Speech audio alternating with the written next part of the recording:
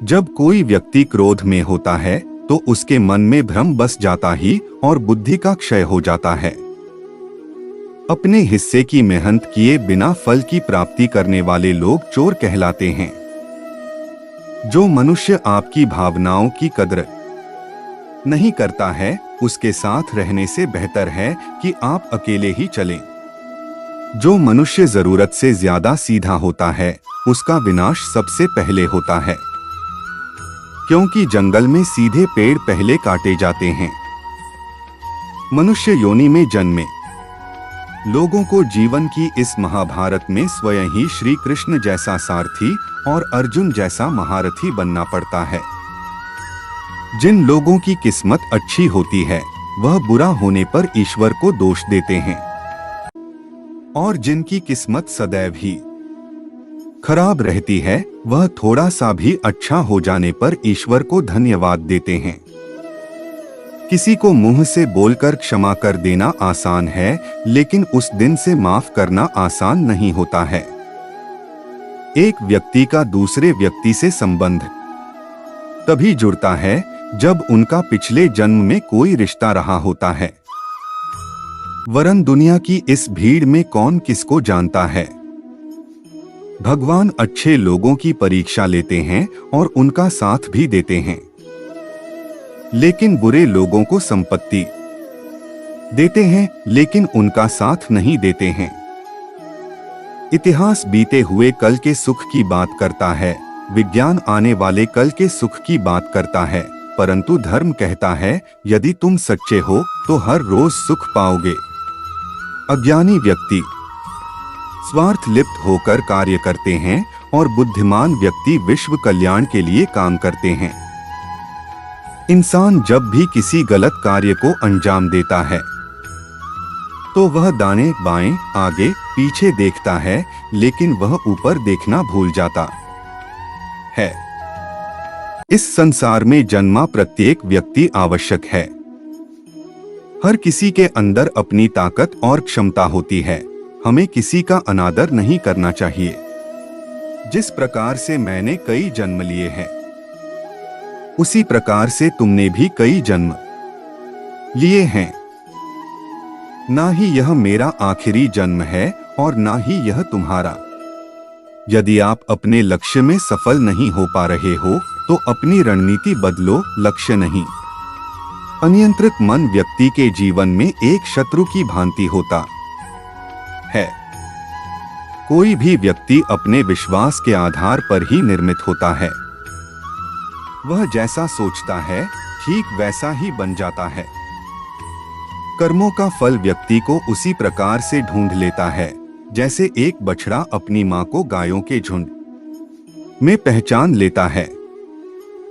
व्यक्ति को अपने मन से अपना पराया, तेरा मेरा आदि बातों को निकाल देना चाहिए, क्योंकि यह सब तुम्हारा है और तुम सबके हो। आनंद की अनुभूति शरीर के भीतर होती है, बाहरी दुनिया से इसका कोई वास्ता नहीं होता है। इस दुनिया में यदि कोई व्यक्ति किसी सम्मानित व्यक्ति का अनादर करता है तो वह उसके लिए मृत्यु से भी बदतर है। जो व्यक्ति प्रबुद्ध संपन्न है, उसके लिए गंदगी का ढेर और सोना एक ही समान है। मेरे लिए दुनिया के समस्त प्राणी समान है, लेकिन जो मेरी भक्ति करता है वो मेरे हृदय के अत्यधिक निकट होता है। इस दुनिया में रहकर नरक प्राप्ति के 3 रास्ते हैं। पहला वासना, दूसरा क्रोध और तीसरा लालच। ईश्वर वहीं नजर आता है जहां आस्था और प्रेम एक साथ होता है। दुखों की अधिकता का मूल कारण जीवन में आशाओं का होना होता है, इसलिए इनका त्याग करें। अपनों के आगे कभी झुकना नहीं चाहिए, क्योंकि जो अपने होते हैं वह आपको कभी झुकने नहीं देते हैं। अगर आप स्वयं पर भरोसा रखते हैं तो वह आपकी ताकत बनता है, लेकिन यदि आप दूसरे पर भरोसा करते हैं तो वह आपकी कमजोरी बन जाता है। व्यक्ति को सदैव कर्म बिना किसी डर के करना चाहिए। जहां व्यक्ति को अमीर बनने के लिए एक एक क्षण संग्रहित करना पड़ता है, तो वहीं अमर होने के लिए उसे कण कण बांटना होता है। मनुष्य जीवन में खुशी का सबसे बड़ा रहस्य इच्छाओं का त्याग करना है। अशांत मन को नियंत्रित करना कठिन होता है, लेकिन उसे प्रयास करके शांत किया जा सकता है। जो व्यक्ति संदेह या शक करता है, वह तीनों लोकों में खुश नहीं रह सकता है। यदि किसी व्यक्ति के मन रूपी पात्र में किसी के प्रति विश्वास नहीं है, तो वहां प्रेम भी नहीं ठहर सकता है। मनुष्य को अपने आवश्यक कार्य सदैव करते रहना चाहिए, क्योंकि वास्तविकता में कार्य करना निष्क्रियता से कहीं अधिक श्रेष्ठ होता है। जो व्यक्ति बुद्धिमान है और समाज के लिए कार्य करना चाहता है, उसे बिना आसक्ति के कार्य को निष्पादित करना चाहिए। जो व्यक्ति अपने कर्मों में आनंद की अनुभूति प्राप्त कर लेता है, वह जीवन में पूर्णता की प्राप्ति कर लेता है। मनुष्य के अपने लोगों की परख कठिन परिस्थितियों में की जाती है। उसी दौरान उसे ज्ञात होता है कि कौन उसका अपना है और कौन पराया। इस दुनिया में कोई भी व्यक्ति हमारा शत्रु और मित्र नहीं बनकर आता है, बल्कि हमारा व्यवहार ही यह निर्धारित करता है कि वह हमारा शत्रु होगा या मित्र। जब आप किसी अच्छे इंसान के साथ विश्वासघात करते हैं या उसे धोखा देते हैं, तो यह हीरे का त्याग करके पत्थर को अपनाने जैसा है। कोई काम यदि खुशी के लिए किया जाता है, तो उसको करके खुशी नहीं मिलती है, जबकि यदि आप कोई काम खुशी के साथ करते हैं, तो उसमें अवश्य प्रसन्नता मिलती है। इस संपूर्ण संसार में सब कुछ ईश्वर द्वारा प्रदत्त है।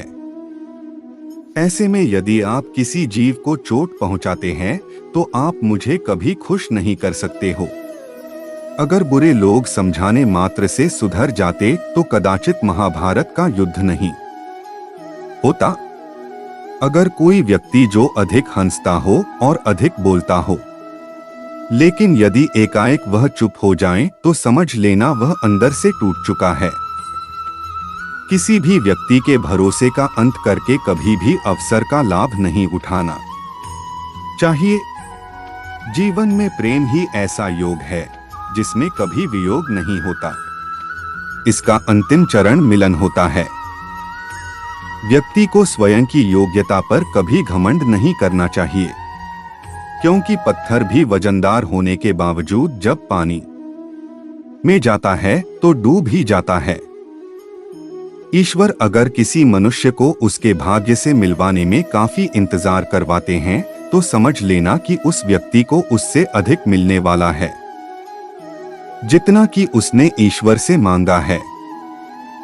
जीवन ना भविष्य है और ना भूतकाल। जीवन तो केवल इसी